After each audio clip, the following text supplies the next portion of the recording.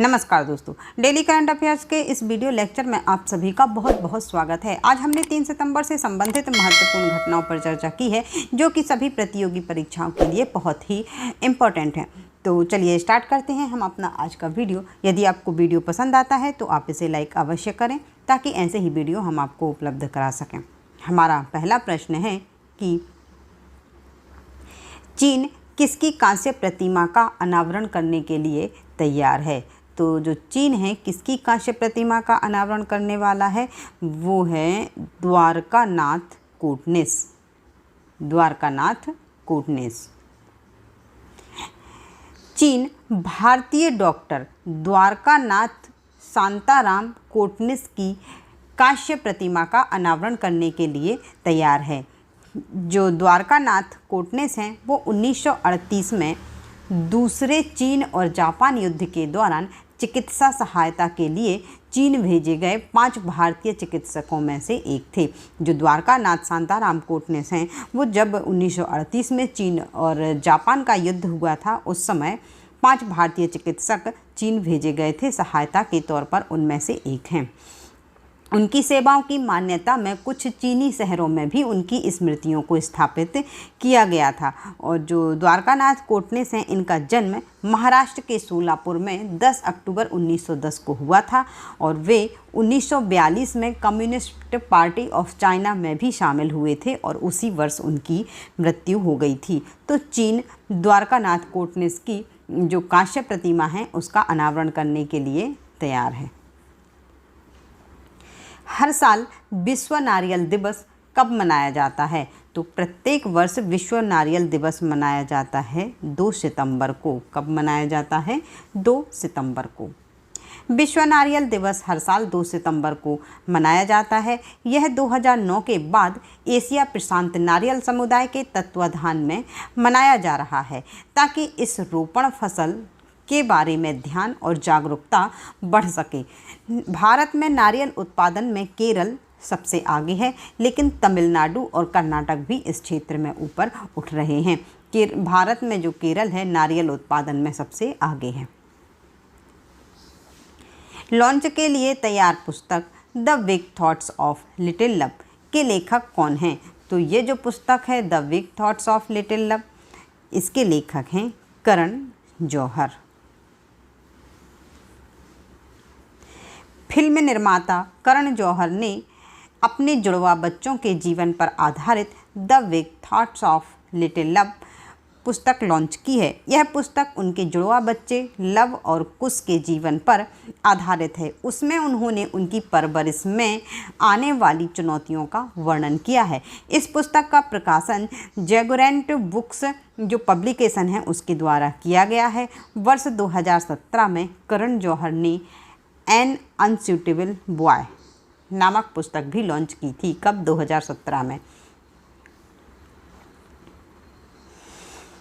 किस राज्य में बच्चों का पहला अखबार द यंग माइंड्स लॉन्च किया गया है? तो ये जो अखबार है द यंग माइंड्स ये लॉन्च किया गया है असम राज्य में। कहाँ पर लॉन्च किया गया है? असम राज्य में।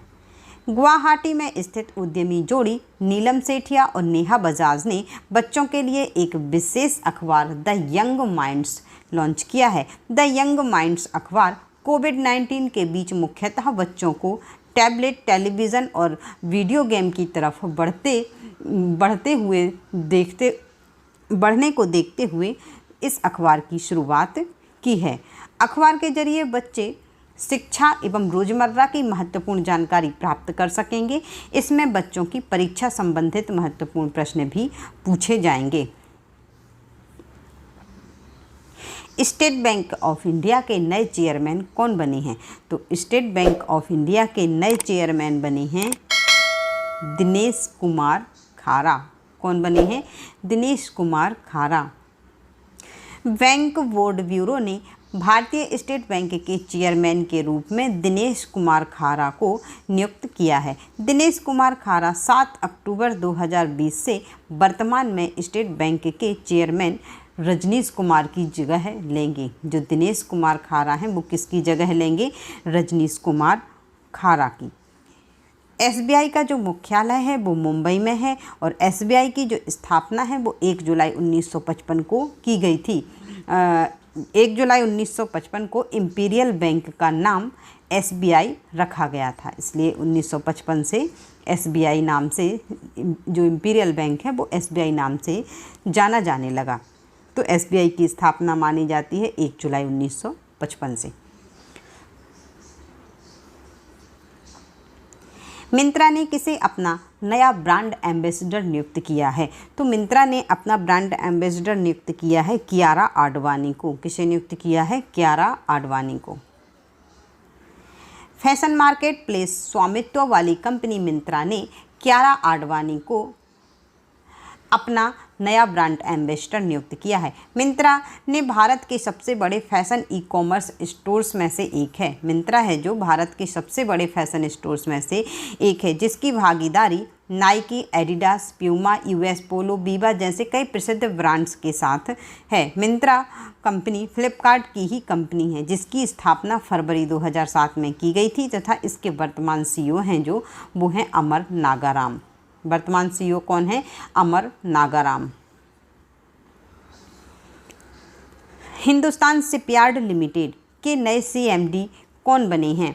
तो जो हिंदुस्तान शिपयार्ड लिमिटेड है इसके नए सीएमडी बने हैं हेमंत खत्री। कौन बने हैं? हेमंत खत्री। भारत के आंध्र प्रदेश के विशाखापट्टनम में स्थित हिंदुस्तान शिपयार्ड लिमिटेड के अध्यक्ष एवं प्रबंध निदेशक के रूप में हेमंत खत्री को नियुक्त किया गया है। हेमंत खत्री वर्तमान में हिंदुस्तान शिपयार्ड लिमिटेड के अध्यक्ष एल.वी. शरत बाबू की जगह लेंगे। हेमंत खत्री 1 सितंबर 2020 से 31 जुलाई 2025 तक हिंदुस्तान शिपयार्ड लिमिटेड के अध्यक्ष एवं प्रबंध निदेशक का पदभार संभालेंगे। भारत की पहली महिला हृदय रोग विशेषज्ञ कौन थी जिनका हाल ही में निधन हो गया है? तो भारत की पहली महिला हृदय रोग विशेषज्ञ थी डॉक्टर एस पद्मावती, जिनका कि हाल ही में निधन हो गया है। Doctor S Padmavati. भारत की पहली महिला हृदय रोग विशेषज्ञ डॉक्टर एस पद्मावती का 103 वर्ष की आयु में कोविड-19 बीमारी के कारण निधन हो गया है। एस पद्मावती को गॉड मदर ऑफ कार्डियोलॉजी के नाम से भी जाना जाता है। उनका जन्म बर्मा म्यांमार में 1917 में हुआ था। वह नेशनल हार्ट इंस्टीट्यूट की संस्थापक भी थी। किस बैंक ने होम उत्सव शुरू करने की घोषणा की है? तो जो होम उत्सव है वो शुरू करने की घोषणा की है आईसीआईसीआई बैंक ने। आईसीआईसीआई बैंक ने होम उत्सव शुरू करने की घोषणा की है। यह एक आभासी संपत्ति प्रदर्शनी है जो कि देश भर के प्रमुख शहरों के प्रसिद्ध डेवलपर्स द्वारा डिजिटल रूप से रियल एस्टेट परियोजनाओं का प्रदर्शन करती है। यह आईसीआईसीआई बैंक की ग्राहकों और गैर ग्राहक सभी के लिए उपलब्ध है। यह उन्हें उन्नत सुविधा प्रदान करता है। वे इन परियोजनाओं के माध्यम से ऑनलाइन ब्राउज कर सकते हैं। सितंबर 2020 में प्रेस ट्रस्ट ऑफ इंडिया के अध्यक्ष के रूप में किसे चुना गया है? तो प्रेस ट्रस्ट ऑफ इंडिया के अध्यक्ष के रूप में चुना गया है अवेक सरकार को। किसे चुना गया है? अवेक सरकार को। एमेरिटस के संपादक और आनंद ग्रुप ऑफ पब्लिकेशन के उपाध्यक्ष अवेक सरकार को प्रेस ट्रस्ट ऑफ इंडिया का अध्यक्ष चुना गया है। अवेक सरकार को चुनाव को प्रेस ट्रस्ट ऑफ इंडिया के निदेशक मंडल द्वारा अनुमोदित किया गया है। उन्होंने पंजाब केसरी समूह के अखबारों के मुख्य संपादक विजय कुमार चोपड़ा का स्थान लिया है। किसने? अवेक सरकार ने। वह पेंगुइन बुक्स जो पब्लिकेशन है उसके भारतीय समकक्ष पेंगुइन इंडिया के संपादक निदेशक भी थे। कौन? अवेक सरकार। आज का वीडियो करते हैं हम यहीं पर समाप्त और मिलते हैं अपने कल के वीडियो में। यदि आपको वीडियो पसंद आता है तो आप इसे लाइक शेयर ज़रूर करें। वीडियो देखने के लिए आपका बहुत बहुत धन्यवाद।